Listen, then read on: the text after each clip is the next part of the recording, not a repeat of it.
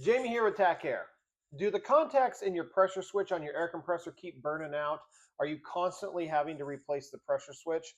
If so, you've came to the right video. In front of me, I have a pressure switch here, also a magnetic starter, which we'll talk about in this video. But the key point is to figure out why your pressure switch keeps burning out the contacts. And there's a few different reasons for that. So with pressure switches, there's a few different brands, styles, and configurations that you'll see, whether it's Square D, Condor, Furnace, Hubble, or some of the import brands.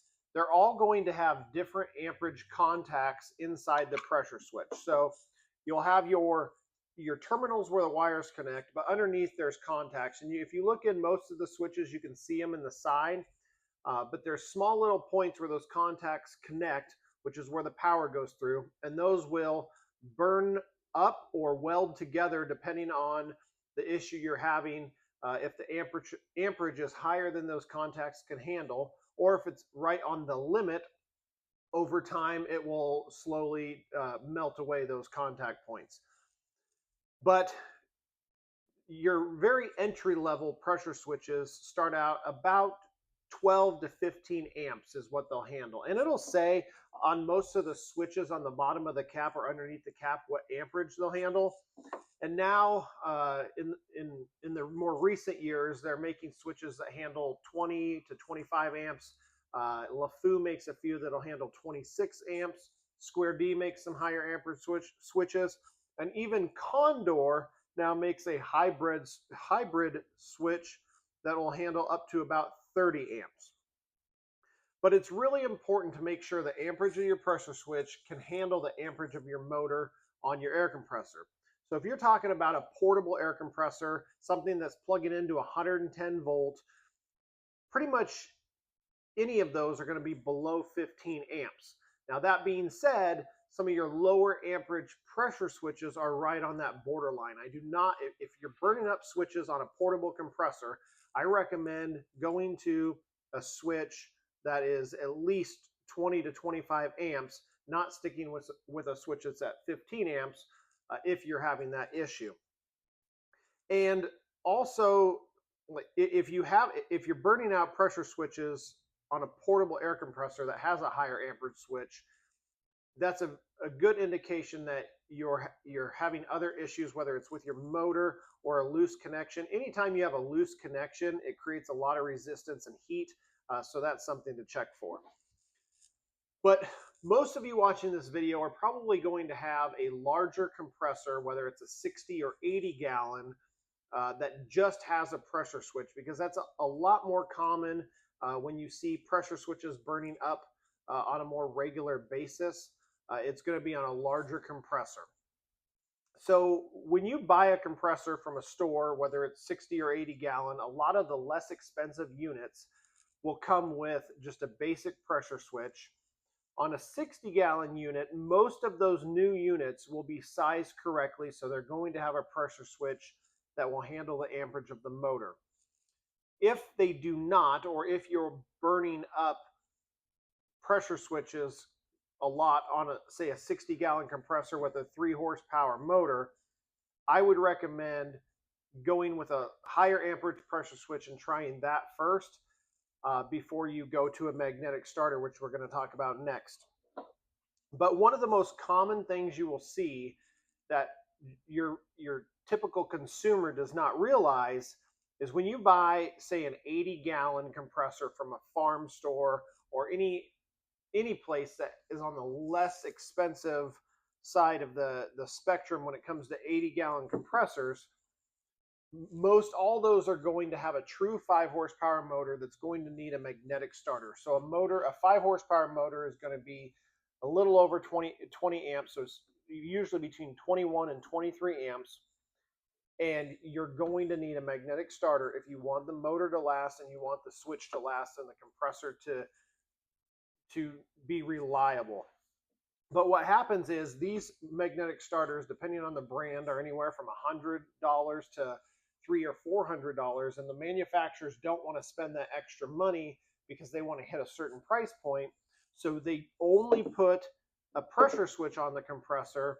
they leave off the magnetic starter, the consumer buys the compressor, goes home, hooks it up, and then they continue to burn out the pressure switches because the pressure switch is not designed to handle all that current. Also, it's very hard on the motor, so sometimes you'll actually burn up the motor in this case. So if you have a 5 horsepower compressor that's over 20 amps, instead of just using a pressure switch, it's best to integrate a magnetic starter with this.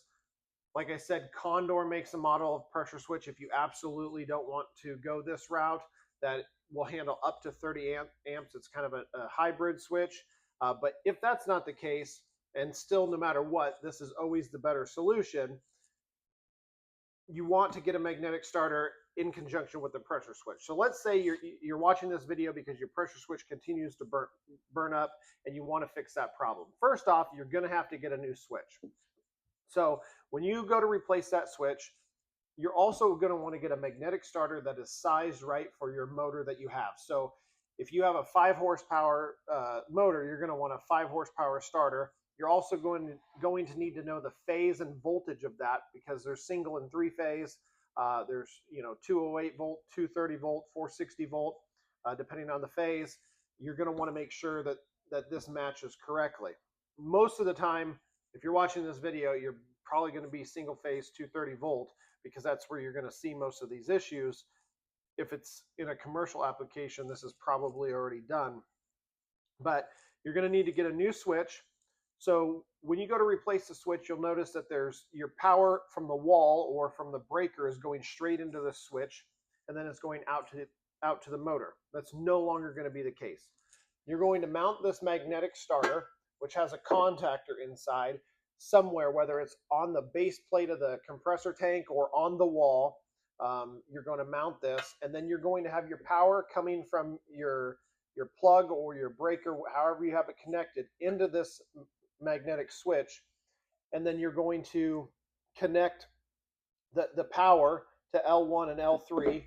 Then you're going to have the power going out off the bottom terminals that will go into the motor. So all your power is going through this magnetic starter. At the moment, the switch is not hooked up. So once you get all that hooked up, and then I have another video on how to hook up a magnetic starter that will be more in detail. This is just really to cover the issue of the pressure switch. But once this is all hooked up, you will only have 2 wires going from this pressure switch that will go into the magnetic starter. And all that is doing is controlling when this magnetic starter engages and disengages to turn the compressor on and off. So when the pressure switch gets up to pressure, it's going to release the contacts in the switch, which is going to release the magnetic starter. So you have no amperage going through this switch. So at that point, you could have any pressure switch as long as it's the right pressure rating. The amperage is not going to matter, and the switch is going to last and not have issues like you've been having because all the current, all the amperage is going to be going through this magnetic starter. The magnetic starter has larger contacts, so there's more surface area on those contacts. There's less resistance. It's better on the electric motor. It's easier for the motor to start. It's going to eliminate a lot of issues that you're going to have down the road if your compressor is technically too big for a pressure switch. So if you keep burning up pressure switches, definitely take into consideration what we've talked about in this video. And I know this was just kind of a brief overview and a lot of information. So if you have any questions on this or want help getting what you need to get going, check us out at TAC Air. That's www.tacair.com. That's TACCAIR.com. Or give us a call at 531-500-4000. Thank you for watching this video, and we'll see you next time.